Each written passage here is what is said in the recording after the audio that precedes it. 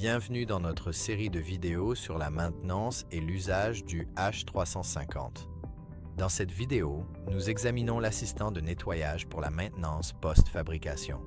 Cette opération doit être effectuée après chaque cycle pour que la machine soit prête pour son prochain cycle de travail. Retirez la pièce fabriquée, puis rendez-vous sur l'interface utilisateur pour débuter. Celle-ci nous demandera d'abord d'ouvrir le couvercle, où nous commencerons à passer l'aspirateur lorsque vous travaillez avec ou à proximité du H350. Il y a quelques précautions générales à garder à l'esprit. Ne désactivez jamais les dispositifs de sécurité. Par exemple, l'alimentation des lampes du chariot est coupée lorsque le couvercle est ouvert. Les cheveux lâches ou les bijoux doivent être attachés, surtout lors de l'activation du rouleau. L'espace de travail doit être sans poudre en suspension. Sinon, portez un masque lors de ces étapes, notamment si elles risquent d'être en suspension, comme au chargement de l'imprimante ou au retrait d'une pièce. Voici les éléments que vous me verrez utiliser dans cette vidéo. Un aspirateur avec une buse sans poil, car ils peuvent finir dans la poudre. Des lingettes non pelucheuses, de l'alcool isopropylique, de la laine de laiton, un grattoir, un miroir, du papier de verre à grains fins, du fluide de retouche, ainsi que le port de gants. Avec cela en tête, passons au nettoyage après fabrication. Nos premières étapes dans l'assistant de nettoyage consisteront à ouvrir le couvercle. Après avoir ouvert le couvercle, nous commençons à aspirer toutes les surfaces pour enlever la poudre. Ma recommandation est de commencer d'un côté du H350 et de progresser vers l'autre côté, en aspirant et en retirant toute la poudre. Dans ce cas, notre opérateur a commencé du côté gauche, près du module de dosage, en passant par la zone de fabrication, puis en allant vers le trop-plein. Nous devons retirer toute la poudre, même entre le rail X à l'extérieur.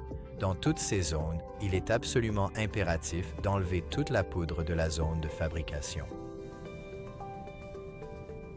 Notre opérateur passe maintenant sur les surfaces des traîneaux,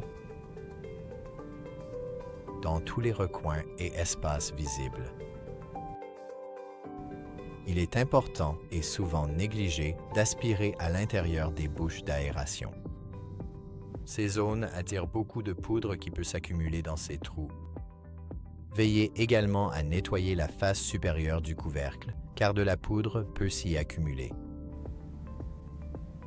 Maintenant, autour de la courroie vortex, retirez soigneusement toute la poudre accumulée, en veillant tout particulièrement à ne pas toucher cette lentille. Notre opérateur revient maintenant pour s'assurer qu'il a retiré la majeure partie de la poudre. Il utilisera ensuite des lingettes imprégnées d'alcool pour enlever toute poudre résiduelle. En suivant l'assistant de nettoyage, nous appuyons sur Suivant, ce qui nous donne ceci. Regardez les chariots. D'abord, nous allons au chariot de distribution et ouvrons les vis du couvercle du chariot. Nous allons utiliser un Torx 20. Vous n'êtes pas obligé de toutes les retirer, mais je dirais qu'il faut au moins enlever cette vis. À environ 3/4 de sa course, tirez sur la languette pour retirer les capots supérieurs du chariot d'impression et du chariot de distribution. En poursuivant notre nettoyage et notre flux de travail de gauche à droite, nous retirons d'abord le couvercle de la lampe du chariot de distribution. Lorsque vous le retirez, il est conseillé de l'éloigner de la machine. Éloignez-le du 350 et nettoyez-le. Le nettoyage peut se faire avec un aspirateur, mais repassez toujours dessus avec un chiffon imprégné d'alcool pour enlever toute la poussière résiduelle qui pourrait rester. Ensuite, mettez-le de côté et nettoyez le couvercle de la lampe suivante. Nous allons maintenant également jeter un œil aux protections de lampe. Si celles-ci sont couvertes de poudre résiduelle brûlée, commencez à les nettoyer. Si vous avez des rechanges, il est judicieux d'en installer 4 ou 8 neuves dans la machine, puis de nettoyer les anciennes plus tard. Vous pouvez utiliser un grattoir comme montré ici, ou bien les faire tremper dans l'eau ramollira ces dépôts, ce qui facilitera grandement leur retrait avec un grattoir par la suite. Retirons le couvercle central pour nettoyer la poudre. Mettons-le de côté. Il faut maintenant entretenir et nettoyer l'intérieur du chariot de distribution. Commençons par passer l'aspirateur autour du chariot. Nous devons faire attention car nous allons travailler autour de ces lampes. Ces lampes sont fragiles et nous voulons nous assurer qu'elles ne soient pas endommagées. Lorsque nous passons l'aspirateur autour du chariot, encore une fois, notre principale préoccupation sera les lampes. Passez l'aspirateur autour des surfaces et essayez de ne pas les toucher. Nous devrons également soulever le grattoir si nous travaillons avec du PA12 normal ou du PA12 en état relive et passer l'aspirateur autour du grattoir pour s'assurer que tout est bien nettoyé. Avec le chariot toujours en position de stationnement, nous en profitons maintenant pour prendre une boule de laine de laiton et nettoyer le rail X de toute poudre qui aurait pu fondre et rester collée à ce rail. Nous allons maintenant nettoyer et inspecter le rouleau sur le chariot de distribution. Remarquez qu'en essuyant, nous faisons tourner, nous essuyons et nous faisons tourner. Et cela permet de s'assurer que nous nettoyons toute la surface de ce rouleau.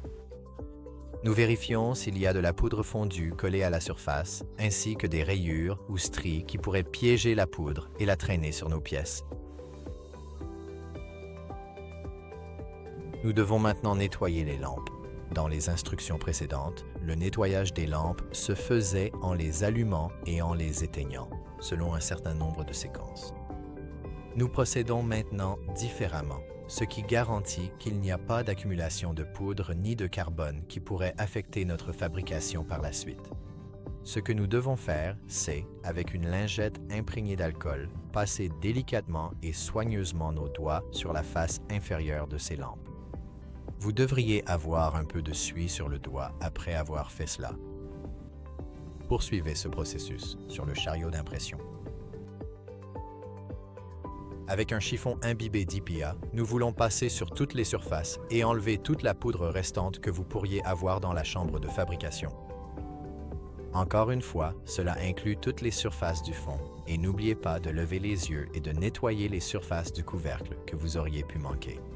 Surtout autour de ces évents, car beaucoup de poudre est aspirée dans cette direction. Maintenant, avec notre grattoir en main, nous nettoyons le joint et nous nous assurons également qu'il n'y a pas de coupure ou d'entaille sur cette surface. Ce que l'on peut faire, c'est utiliser du papier de verre à grains très fins et le passer le long du bord. Cela permet d'adoucir l'angle de 90 degrés pour obtenir un bord plus arrondi, plus doux. Et cela aidera à nettoyer la poudre sur ce rouleau, ainsi qu'à enlever toute poudre tenace présente sur ce grattoir. Pour s'assurer que nous avons bien nettoyé le rouleau et que le grattoir est en bonne position, nous aimons saupoudrer un peu de poudre sur le rouleau. Ensuite, nous allons activer le rouleau et nous pouvons voir le grattoir enlever la poudre.